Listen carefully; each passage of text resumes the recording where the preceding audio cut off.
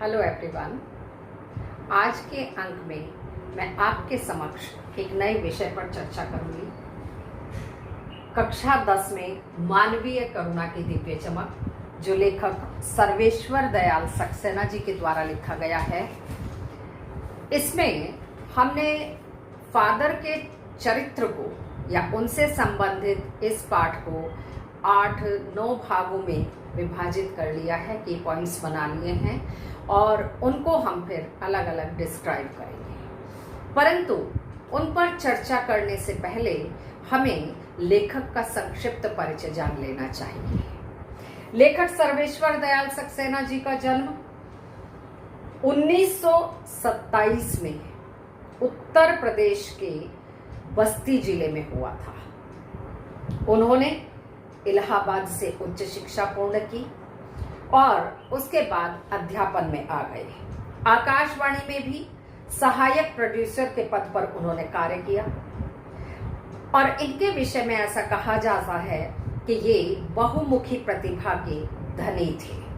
उपन्यासकार के रूप में इन्हें जाना जाता है, निबंधकार के रूप में इन्हें जाना जाता है, कवि के रूप में जाना जाता है, कहानीकार के रूप में इन्हें जाना जाता है तथा नाटककार के रूप में भी इन्हें जाना जाता है। दिनमान समाचार पत्र में इन्होंने उपसंपादक का कार्य किया तथा पराग पत्र में इन्होंने संपादक का कार्य किया। इनकी मृत्यु 1983 में मानी जाती है। कविता संग्रह की यदि बात करें, काठ की घंटियां, कुआनो नदी, जंगल का दर्द, खूंटियों पर टंगे लोग, कहानी संग्रह में लड़ाई, उपन्यास में पागल कुत्तों का मसीहा, सोया हुआ जल, नाटक बकरी, बाल साहित्य भो भो खो खो, बतूता का जूता, लाख की नाक आदि प्रमुख हैं। और भाषा शैली की जहां तक बात की जाए, इनकी भाषा बड़ी स्वाभाविक और सहज रही है। तत्सम तद्भव उर्दू और अंग्रेजी शब्दों का इनकी भाषा शैली में समावेश देखने को मिलता है। अब हम आ जाते हैं अपने चैप्टर पर और चैप्टर हमारा मानवीय करुणा की दिव्य चमक, जो फादर बुल्के के साथ बिताए हुए समय और उन संबंधों को लेखक ने यहाँ संस्मरण रूप में हमारे समक्ष प्रस्तुत किया है, जिसमें सबसे पहले हम लेंगे फादर बुल्के के अंतिम दिन, क्योंकि आरंभ यही से है कि फादर की मृत्यु जहरबाद से नहीं होनी चाहिए थी। उन दिनों वे यानी अपने जीवन के अंतिम दिनों में वे गैंग्रीन जैसी जहरीली बीमारी से जूझ रहे थे। बड़ा कष्ट साध्य पीड़ा देने वाला रोग होता है ये, क्योंकि पूरे शरीर में जहर फैल जाता है। ईश्वर ने उनकी देह को यह कष्ट देकर शायद उन जैसे मीठे स्वभाव वाले, जिनके मन में हमेशा हर एक के लिए स्नेह भरा रहता था, फिर ऐसे व्यक्ति के लिए ऐसा पीड़ादायक बीमारी क्यों दी? शायद परीक्षा लेने के लिए ये बीमारी परमात्मा ने दी होगी। ऐसा भी कहते हैं ना कि परमात्मा अपने प्यारों की ही परीक्षा लेते हैं। इस बीमारी के कारण ही उनका अंत हुआ। वैसे उनका नहीं, देह का अंत हुआ, क्योंकि देह का अंत होता है, आत्मा का अंत नहीं होता है। दूसरा पॉइंट आता है उनका स्वभाव, फादर का स्वभाव और उनका व्यक्तित्व। फादर कामिल बुल्के स्वभाव से मधुर भाषी थे। उनके एक एक वचन से अमृत टपकता हुआ महसूस किया जा सकता था।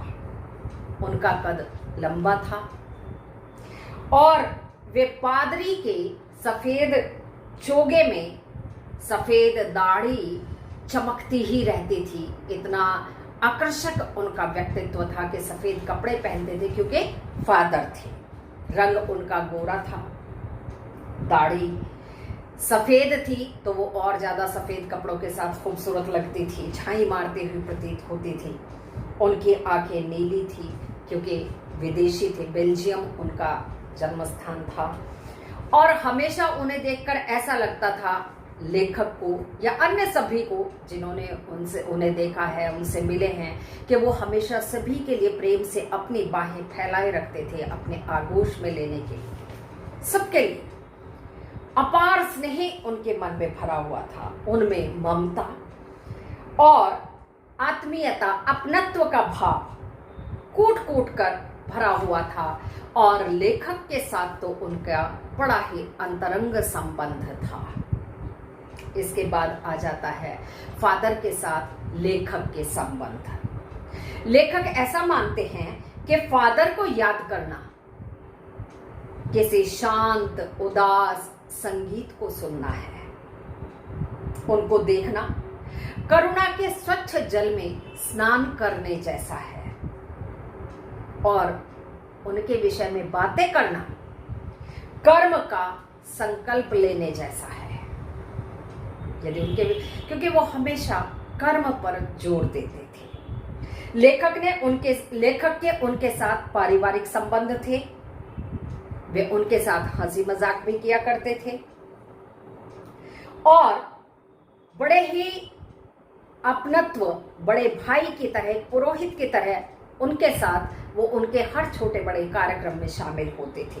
गोष्ठियों में वो गंभीर बहसें किया करते थे और जितने भी उनके साहित्यिक मित्र थे उनकी रचनाओं पर वो बेबाक अपनी राय दिया करते थे, सुझाव भी देते थे। इतना ही नहीं, वे उनके लेखक के चूंकि घरेलू संबंध थे तो उनके पारिवारिक, जैसा यहाँ लेखक ने एक प्रसंग दिया है कि उनके बेटे के अन्नप्राशन में फादर ने एक पुरोहित की भांति, एक बड़े भाई की, घर के बुजुर्ग की भांति अपना कर्तव्य निभाया और उनके बेटे के मुख में पहला जो अन्न जाना था वो फादर ने ही उस रस्म को अदा किया था। नेक्स्ट पॉइंट आता है फादर की जन्मभूमि और उनका परिवार। फादर कामिल बुल्के का जन्म, जैसा मैंने बताया, बेल्जियम के रेम्स चैपल स्थान में हुआ था और उनके परिवार में थे उनके माता पिता, उनके 2 भाई और 1 बहन। भारत में रहते हुए अपने देश और परिवार की हालांकि उन्हें याद आती थी, परंतु सबसे अधिक याद उन्हें अपनी माँ की आती थी। यदि वो किसी के साथ अपने विचार, अपनी यादें साझा करते थे तो माता के विषय में लेखक के साथ वो साझा करते थे। पिता व्यवसायी थे, बहन बहुत जिद्दी स्वभाव की थी। एक और भाई इनका पादरी बन गया था। एक भाई काम करता था। बहन, जैसा मैंने बताया, सख्त थी, जिद्दी थी, बड़ा लेट उसने विवाह किया था। वे अपने परिवार से मिलने भारत आने के बाद शायद 2 या 3 ही बार गए, क्योंकि भारत को ही वे अपना घर, अपना जन्मस्थली, अपनी कर्म भूमि, अपना सब कुछ मानते थे। यदि उनसे पूछा जाए आपका देश, भारत देश। उनका सन्यासी बनने का निर्णय, फादर ने प्रभु की इच्छा अपने सन्यासी बनने को माना है। वे बेल्जियम में इंजीनियरिंग के पढ़ाई कर रहे थे और अंतिम वर्ष में उनके मन में सन्यासी बनने की इच्छा जागृत हुई। हालांकि उन्होंने बताया था कि बचपन में ही उनकी माँ ये पहचान गई थी कि मेरा बेटा सन्यासी बनेगा, परंतु उन्होंने वहीं से जैसे ये मन में आया उन्होंने पढ़ाई छोड़ी और सन्यासी बनने के लिए वे धर्म गुरु के पास चले गए और वहाँ इच्छा पूछी जाती है। 2 इच्छाओं को पूरा किया जाता है जब धर्म गुरु के पास दीक्षा लेने के लिए जाते हैं, पादरी बनने के लिए। तो इन्होंने अपनी पहली इच्छा कही, बताई कि मैं अपनी कर्म भूमि भारत को बनाना चाहता हूँ और वह इच्छा इनकी पूरी की गई। उसके बाद फादर का भारत आगमन और यहाँ आकर अध्ययन करना। कामिल बुल्के भारत आ गए। उन्होंने जेसुइट संघ में 2 वर्ष तक धर्म की पढ़ाई की, यानी फादर बनने के लिए भी कुछ क्राइटेरिया होता है, एलिजिबिलिटीज होती हैं जिनको फादर ने पूरा किया। दार्जिलिंग से ये पूरा किया था। फिर 9-10 वर्ष दार्जिलिंग में रहकर ही इन्होंने अध्ययन किया, पढ़ाई की। कोलकाता से बीए और इलाहाबाद से इन्होंने एमए किया।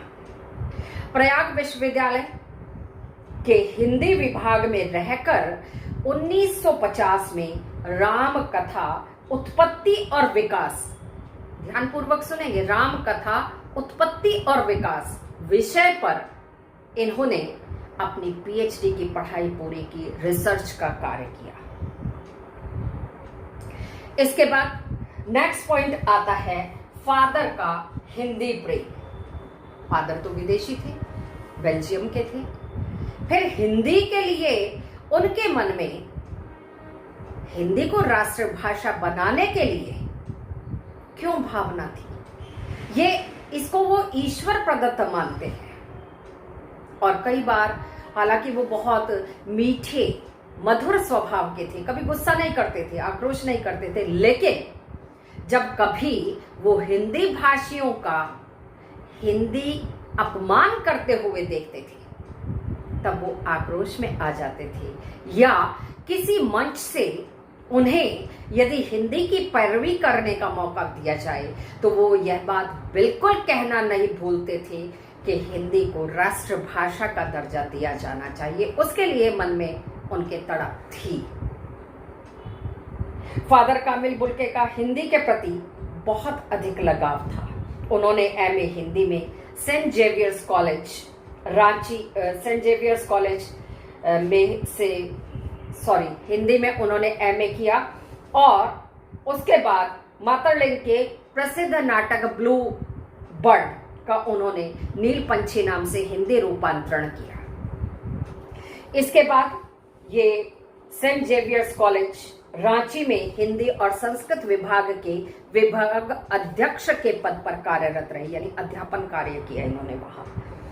वहीं उन्होंने अपना प्रसिद्ध हिंदी अंग्रेजी हिंदी डिक्शनरी यानी शब्दकोश तैयार किया। आप देखिए हिंदी के लिए इनके मन में कितनी सद्भावनाएं रही हैं और कार्य भी किया है। ऐसा नहीं है कि केवल मन में भाव है, किया कुछ नहीं, क्योंकि कर्म को महत्ता देते थे ये। बाइबल का हिंदी अनुवाद भी इन्होंने किया और उन्हें हिंदी को राष्ट्रभाषा के रूप में देखने की प्रबल इच्छा थी। हिंदी वालों द्वारा हिंदी का अपमान किए जाने पर ये आक्रोश में आ जाते थे, जोश में आ जाते थे, जो इन्हें कतई भी पसंद नहीं था। इसके बाद आता है फादर और लेखक। फादर सन्यासी थे। सन्यासी होते हुए भी वो कर्म से सन्यासी थे, मन से सन्यासी थे, परंतु जिनके साथ वो एक बार संबंध बना लेते थे उनको उन्होंने जीवन पर्यंत निर्वाह किया। यदि वो दिल्ली आते थे तो चाहे गर्मी है, सर्दी है, बारिश है, बूंद है, कितनी ही विकट विपरीत परिस्थितियां हैं, पर वो लेखक से मिलना नहीं भूलते थे। या जितने भी उनके आत्मीय जन रहते थे उनके पास वो एक बार मिलकर, और ऐसा नहीं केवल मिलते थे, परिजनों के बारे में भी पूछते थे, वो कैसे हैं, सब कैसे हैं, हर एक को अलग अलग वो पूछते थे, तरजीही देते थे। लेखक ने पत्नी और पुत्र की मृत्यु का यहां जिक्र किया है। फादर उनसे मिले और उन्हें ऐसे सांत्वना भरे शब्द उन्हें कहे, समझाया कि उन्हें शांति मिलती चली गई। एक प्रसंग बेटे के अन्नप्राशन का दिया है, दूसरा लेखक ने यहाँ अपनी पत्नी और बेटे की मृत्यु का दिया है, जिसमें देखिए नेचुरल है, हमारा कोई अपना हमसे बिछड़ता है तो हम परेशान हो जाते हैं, बेचैन हो जाते हैं। वैसी ही स्थिति लेखक की भी थी, परंतु फादर ने ऐसे विरल शांति भरे शब्द कहे कि जिनसे लेखक के मन में शांति का भाव जागृत हो गया। और इसके बाद अंतिम पॉइंट आता है फादर की मृत्यु। जैसा मैंने आरंभ में भी आपको बताया था कि फादर लंबे समय तक बीमार रहे और इस बीमारी से 18 अगस्त 1982 वे चल बसे। दिल्ली में कश्मीरी गेट के निकलसन कब्रगाह में उनको दफनाया गया। और आप ये देखिए वो सन्यासी थे, परंतु वो जहां जहां भी रहे, इलाहाबाद में रहे, दार्जिलिंग में रहे, वहां से भी प्रसिद्ध साहित्यकार, क्योंकि उनके संबंध जितने लोगों के साथ भी थे सबके साथ बड़े आत्मीयतापूर्ण रहे हैं, अपनेपन के रहे हैं, कभी उन्होंने भुलाया नहीं है उन लोगों को। तो आप देखिए कि उन्हें श्रद्धांजलि देने वाले लोगों की कमी नहीं थी। कहाँ तो एक विदेशी सन्यासी, कौन उसकी मृत्यु पर श्रद्धांजलि देने, आंसू बहाने जाएगा, परंतु वहां इतने लोग उपस्थित थे कि यदि हम उन्हें गिनने लगे तो पेज को काला करना ही होगा, स्याह करना ही होगा। और उन्हें अंतिम विदाई और श्रद्धांजलि बड़े भावपूर्ण ढंग से अनेक लोगों ने, अनेक साहित्यकारों ने दी। इसके बाद एक इस संस्मरण में वर्ड आता है परिमल। परिमल इलाहाबाद में एक साहित्यकारों की संस्था थी। निराला के प्रसिद्ध काव्य संकलन से प्रेरणा लेते हुए 10 दिसंबर 1944 को प्रयाग विश्वविद्यालय में साहित्यिक अभिरुचि रखने वाले कुछ उत्साही युवक मित्रों द्वारा परिमल समूह की स्थापना की गई थी। परिमल द्वारा अखिल भारतीय स्तर पर गोष्ठियां आयोजित की जाती थीं, जिसमें कहानी, कविता, उपन्यास, नाटक, उन सब पर खुली आलोचना के लिए मंच दिया जाता था, उन्मुक्त बहसें की जाती थी। परिमल ने इलाहाबाद में साहित्य चिंतन के प्रति नए दृष्टिकोण का न केवल निर्माण ही किया, बल्कि शहर के वातावरण को भी एक साहित्यिक संस्कार देने का कार्य किया।